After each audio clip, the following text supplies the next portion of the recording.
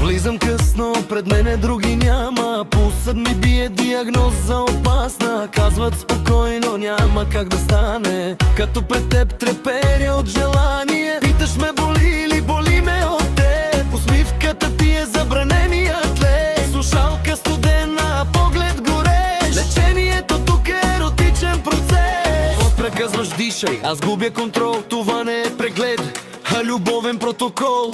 Докторе, спешно, сърцето ми гори, дай ми рецепта. Ти знаеш, нали? Една инжекция с поглед, безкасова бележка. Аз съм пациента ти, болестта ми вечна. Докторе, спешно, в опасно състояние. Аз страдам по теб, по тежко пристрастяване. Ако това е болест, не ме лекувай до край. Лекарството ми си ти.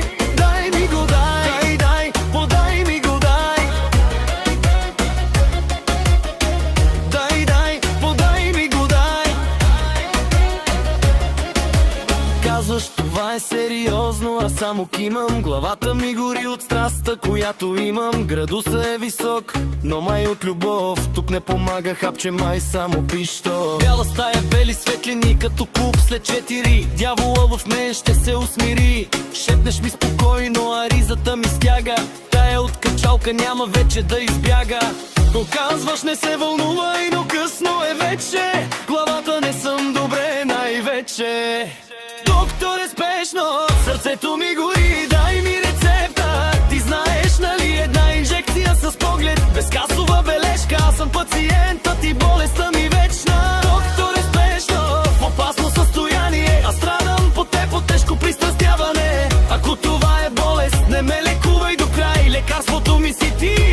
Дай ми го, дай, дай, подай ми го, дай. Дай, дай, подай ми го, дай.